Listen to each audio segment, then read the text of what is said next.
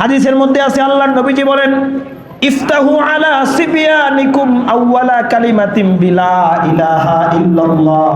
তোমাদের সন্তান যখন কথা বলা শুরু করে, কথা বলার শুরুতেই তাকে লা ইলাহা ইল্লাল্লাহর সবক দিয়া দাও। সুবহানাল্লাহ। সন্তান যখন গর্ভে আসবে, মায়ের গর্ভে যখন সন্তান আসবে, ওই মাকে নেক আমল বেশি বেশি করে কোরআন তেলাওয়াত করে, জিকির আজকার করে, এক কথায় পুরো সময়টা নেক আমলের মধ্যে দিয়ে অতিবাহিত করতে হবে। জোরে কোন সুবহানাল্লাহ। কিন্তু অধিকাংশ মেয়েরা সন্তান যখন গর্ভে আসে নেক আমলের ধারের কাছেও যায় না, কোরআন তেলাওয়াত করে না, জিকির করে না, ইসলামী সাহিত্য পড়ে না, কিন্তু বসে বসে দিনে বেড়াতে ঘন্টার পর ঘন্টা মোবাইলে ফেসবুকে সময় দেয়। মা পেটে সন্তান নিয়ে ক্যাসিনো খেলে ঘন্টার পর ঘন্টা ভালো সময় কাটায়, এরকম আছে না? না, এই পেটে সন্তান নিয়ে পর্যন্ত ক্যাসিনো খেলে।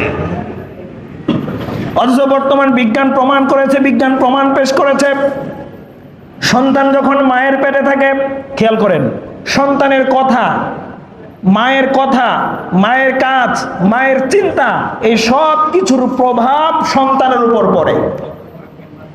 তাহলে যেই মা সন্তান পেটে নিয়ে সিনেমা দেখে, নাটক দেখে, অশ্লীল ভিডিও দেখে, যেই মা ঘন্টার পর ঘন্টা ফেসবুকে স্ক্রল করে সময় কাটিয়ে দেয়, এই সন্তান কখনোই দিনদার বুজুর্গ নেককার হতে পারে না। এই সন্তান বড় হয়ে মা যদি ফেসবুকে সময় কাটায় 3 ঘন্টা, এই সন্তান কমপক্ষে 9 ঘন্টা সময় পার করবে। ঠিক না? জাহিলি যুগের লোকেরা কন্যা সন্তান জীবন্ত হত্যা করত, পুত্র সন্তানকে অনেক সময় বিভিন্ন কারণে হত্যা করে ফেলতো। এখন তো আমরা এগুলো করি না, কিন্তু গর্ভে থাকা অবস্থায় হাজার হাজার মায়েরা আছে নিজের সন্তানকে অ্যাব্রশনের মাধ্যমে হত্যা করে ফেলে। ঠিক কিনা? কথা বুঝতে কি আপনাদের একটু কষ্ট হলো? অ্যাব্রশন বুঝতে পেরেছেন তো? এত ভেঙে চুরে বলা যাবে না। সন্তানের যখন বডি স্ট্রাকচার তৈরি হয়ে যায়, ঔষধের মাধ্যমে বিভিন্ন প্রক্রিয়া ওরা সন্তানের হাত পা এইভাবে ভিতর থেকে ছিঁড়ে ছিঁড়ে খণ্ডিত অংশ নিয়ে আসে, একটা প্রাণকে সে হত্যা করে ফেলে। বিশ্ববিদ্যালয়ের আশেপাশে গিয়ে দেখবেন ওখানে এমন অনেক বিশ্ববিদ্যালয় আছে, সব বিশ্ববিদ্যালয় না, এমন অনেক হাসপাতাল আছে, পেপার পত্রিকায় পাওয়া যায় যে হাসপাতালগুলোতে বিশ্ববিদ্যালয়ের আশেপাশে ডাস্টবিনে ফুটফুটে সন্তানের লাশ পাওয়া যায়। এরকম আছে না? নাই? যেই সন্তান জন্মগ্রহণ করল, এই সন্তানের তো জায়গা মায়ের কোলে থাকার কথা ছিল, এই সন্তানের জায়গা বাবার আদরের কোলে থাকার কথা ছিল, কিন্তু তোমাদের অপকর্মের কারণে, এক শ্রেণীর এরকম বেহায়াপনার কারণে এই সন্তানগুলা বাঁচার অধিকার পেল না। এই সন্তানগুলা ডাস্টবিনে জায়গা পেল। এই সন্তান মায়ের বুকের দুধ খাওয়ার কথা ছিল, ডাস্টবিনের ময়লার সঙ্গে তার চিৎকারের কান্নার আওয়াজ মিলিয়ে যাচ্ছে। এইভাবে বাংলাদেশে হাজারো হাজার শিশুকে হত্যা করা হচ্ছে। জোরে কোন ঠিক কিনা? ওয়ালা তাকতুলু আওলাদাকুম খাশিয়াতা ইমলাক। খবরদার, তোমরা তোমাদের সন্তানকে দারিদ্রতার ভয়ে হত্যা করবে না। তাহলে আমার প্রিয় ভাইরা, সন্তানকে বাঁচার অধিকার দিতে হবে। এই সন্তান যেমন পেটে থাকা অবস্থায় ভ্রূণ হত্যা, অ্যাব্রশনের মাধ্যমে তাদেরকে মেরে ফেলা যাবে না। আবার জন্মগ্রহণ করার পরে ডাস্টবিনে যে সন্তান পাওয়া যায়, এই চিত্র পাল্টিয়ে দেওয়া লাগবে। অবশ্যই একটা শিশুর বেঁচে থাকার অধিকার রব্বুল আলামিন দিয়েছেন। জোরে কোন ঠিক কিনা? এরপরে সন্তান যখন জন্মগ্রহণ করলো, আল্লাহর নবীজি হাদিসের মধ্যে ইরশাদ করেছেন, সন্তানের ডান কানে আযান, বাম কানে ইকামত দিতে হবে। শুধু যদি বাড়িতে জন্মগ্রহণ করে তখন, ক্লিনিকে জন্মগ্রহণ করলে দেওয়া লাগবে না, নাকি? হ্যাঁ, বাড়িতে গ্রহণ করলেও ক্লিনিকে জন্মগ্রহণ করলেও। হাদিসের মধ্যে আছে হযরত হাসান রাদিয়াল্লাহু আনহু যিনি জন্মগ্রহণ করলেন, রাসূল করিম সাল্লাল্লাহু আলাইহি সাল্লাম তার ডান কানে আযান, বাম কানে ইকামত দিয়েছেন। সুবহানাল্লাহ বলবেন না? এখন বলবেন ডান কানে আযান আর বাম কানে ইকামত দিলে কি হবে? একটা দুর্বল হাদিসের মধ্যে আছে, আল্লাহর নবীজি সাল্লাল্লাহু আলাইহি সাল্লাম বলেন, যেই সন্তানের ডান কানে আযান আর বাম কানে ইকামত দেওয়া হবে, লাম তাদুররাহু উম্মুস সিবিয়ান, মাতৃত্বজনিত সকল রোগ থেকে আল্লাহ সন্তানকে বাঁচায় দেবে। সুবহানাল্লাহ। আর আযান মানে হলো আল্লাহর নামের ধ্বনি। সন্তান জন্মগ্রহণ করলে শয়তান একটা ওয়াসওয়াসা দেয়, তখন আল্লাহর নামের ধ্বনি তার কানে শোনায় দিলে, তাহলে ডান কানে আজান, বাম কানে ইকামত দিতে হবে। আজান আর ইকামত শুধু হুজুর দিয়ে দেওয়া লাগবে, নিজে দেওয়া যাবে না। হ্যাঁ, নিজে দিতে হবে। হুজুর দিয়ে দিলেও হবে, নিজে দিলেও হবে, যে কেউ দিলেই হবে। এবার দেখেন, এরপরে সন্তানের সুন্দর দেখে নাম রাখতে হবে, উত্তম দেখে নাম রাখতে হবে। এখন বলবেন হুজুর নামটা কেন গুরুত্বপূর্ণ? একটা হাদিসের মধ্যে আছে, প্রত্যেক ব্যক্তির জীবনে নামের একটা প্রভাব থাকে, নামের একটা প্রভাব থাকে। সাঈদ ইবনুল মুসাইয়িব রহমতুল্লাহ আলাই, হযরতে আবু হুরায়রা রাদিয়াল্লাহু আনহুর জামাতা, ওনার দাদা রাসূল করিম সাল্লাল্লাহু আলাইহি সাল্লামের কাছে গেলেন একবার। ওনার নাম ছিল হাসান। রাসূল জিজ্ঞাসা করলো, তোমার নাম কি? কয়, আমার নাম হাসান ইয়া রাসূলুল্লাহ। হাসান শব্দের অর্থ হলো চিন্তা, দুঃখ, কষ্ট, ক্লেশ, এগুলা। তখন আল্লাহর নবী বললেন, বাল আনতা সাহলুন, তুমি হাসান নয়, তোমার নাম সাহল, মানে হচ্ছে কল্যাণকর বিষয়, এমন কিছু বুঝাইছে। তখন এই বেটায় কি কয়, কয় মা আনা বিমুগাইয়ির ইয়া রাসূলুল্লাহ সাম্মানি আবি, আমি এই নাম পরিবর্তন করতে পারবো না, আমার আব্বা আমার নাম রাখছে। তখন এরপরে সাঈদ ইবনুল মুসাইয়িব রাহমাতুল্লাহ আলাইহি বলেন, ফামা জালাতিল হুজুনা বাদা, এরপর থেকে আমার দাদা জীবিত থাকা অবস্থায় দুঃখ কষ্ট সংসারে লেগেই থাকতো। তিনি বলছেন যে নামের প্রভাবের কারণে এমন হয়েছে। তাহলে নামের প্রত্যেকের জীবনে একটা প্রভাব আছে না নাই? এমন নাম যেমন সুন্দর হতে হবে, এই সুন্দর নামে আবার ডাকতেও হবে। আবার ইদানিং কিছু গুগল মুফতি বের হয়েছে। কি মুফতি? গুগল মুফতি। মানে ফেসবুকে ওয়াজ দেখে, গুগলে ওয়াজ দেখে, ইউটিউবে দেখে, 15-20টা নামের থেকে 1 অক্ষর 2 অক্ষর করে নিয়ে কয়, হুজুর আমার তো নাতিন হয়েছে, এই নামটার অর্থ বের করে দেন। এখন আমরা পড়ি বেকায়দায়।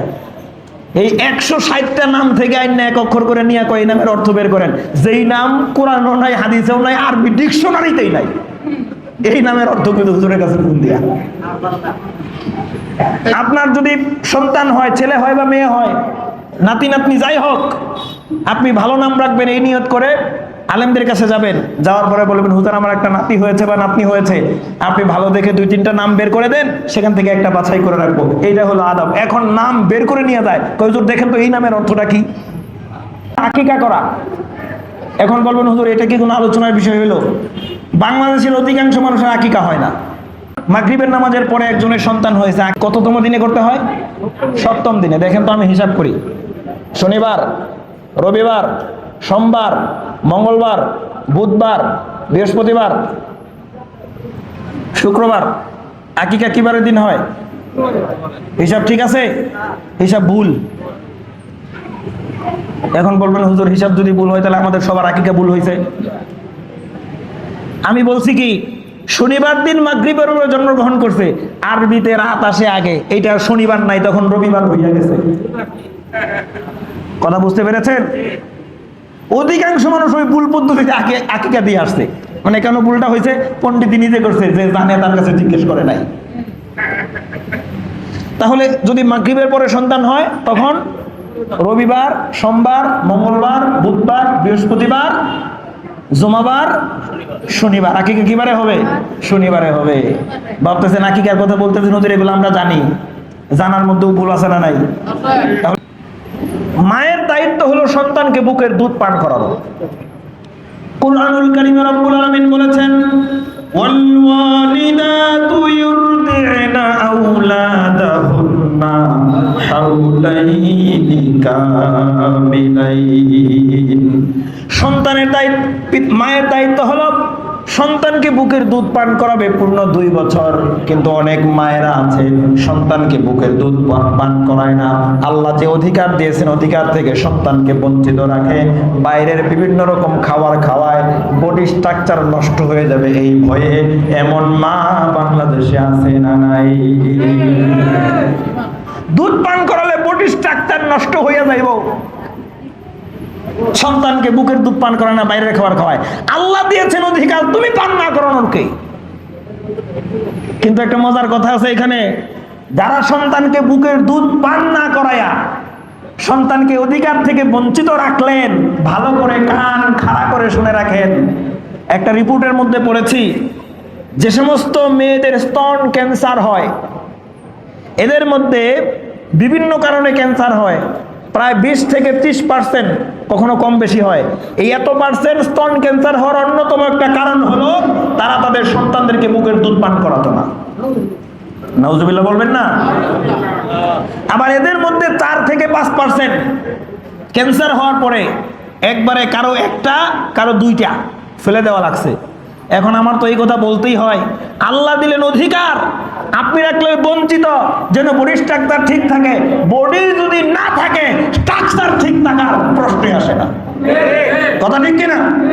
তাহলে সন্তানের যে অধিকার, বুকের দুধ পান করাতে হবে, এই অধিকার দিয়েছেন আল্লাহ, এই দায়িত্ব মাকে পালন করতে হবে।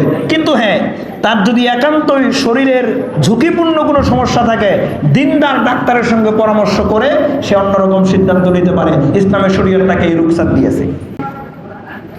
এই সন্তান যখন একটু বড় হবে, এই সন্তানকে দিন শিখাতে হবে, আদব শিখাতে হবে। আল্লাহর নবীজি একটা মৌলিক দায়িত্ব দিয়েছেন পিতামাতাকে।